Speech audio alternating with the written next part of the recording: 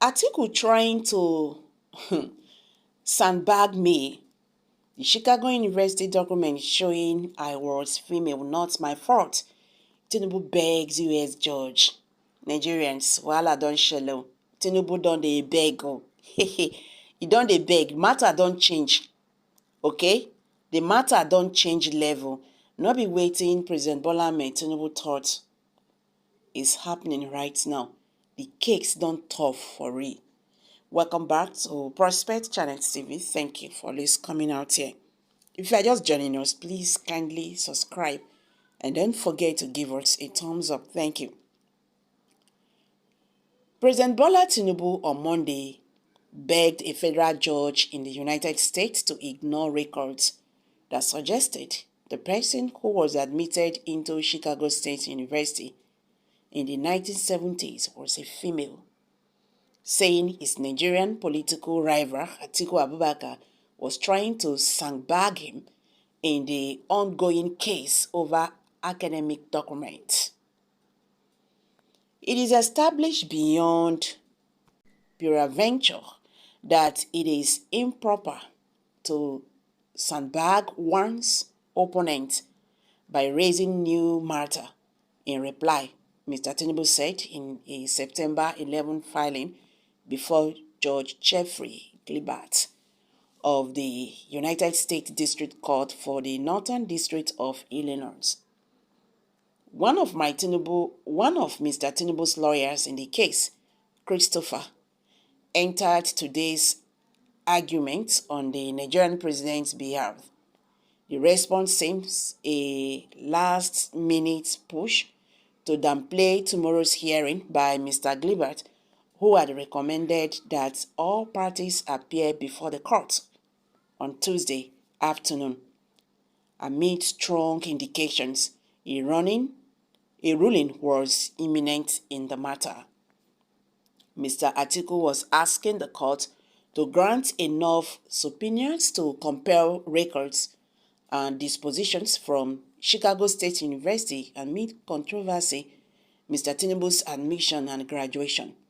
The school has continued to present contradictory documents that often threw up more questions than previously conceived. For instance, at last 2 different certificates issued by the school in Mr. Tinubu's name are in the public domain. One was issued directly to Mr. Tinubu, while the other was issued to a Nigerian lawyer who obtained a subpoena for the records last year. The one given to Mr. Tinubu said he graduated on June 22, 1979, having been admitted in 1977, while the one issued to the Nigerian lawyer, Mr. Mike Hunero, carried June 27, 1979. Still, additional records of admission submitted by Chicago State University under the 2022 subpoena showed that a certain Bola Tinubu, who was admitted to Chicago State University also in the same 1977, presented a Southwest College result belonging to a female. Furthermore, Eleonora Daniel, the Chicago State University president who purportedly signed the 2022 certificate from Mr. Tinubu, only joined the school in 1978 or 19 years after. But Mr. Tinubu said to have graduated, she left in 2008 following a financial mismanagement scandal, or 14 years before she purportedly signed the certificate as the current president of the school.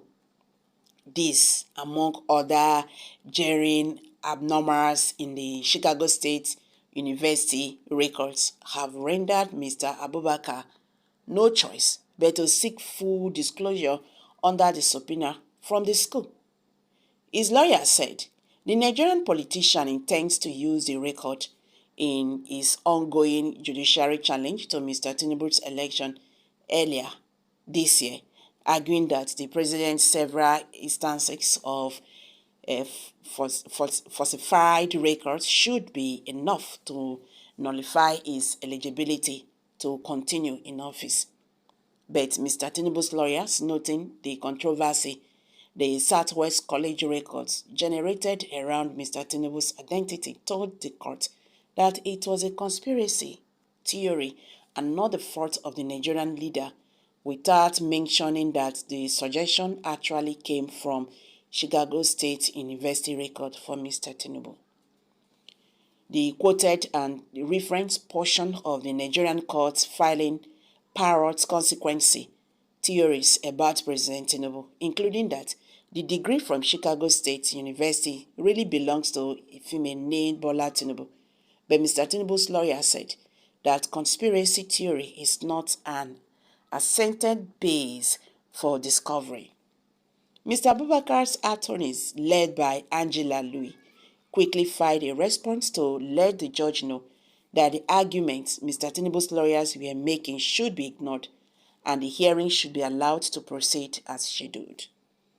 Although Abubakar disputes the assumptions made by Tinubu in his motion for leave and accompanying sub-response, Abubakar concedes to Tinubu's admission of the sub-response and the accompanying exhibit DKT 27 first, that is one, on the assumption that the court will allow his counsel to respond to the arguments and assumptions made therein at the hearing before the court scheduled for tomorrow, September 12, 2023, the lawyer said.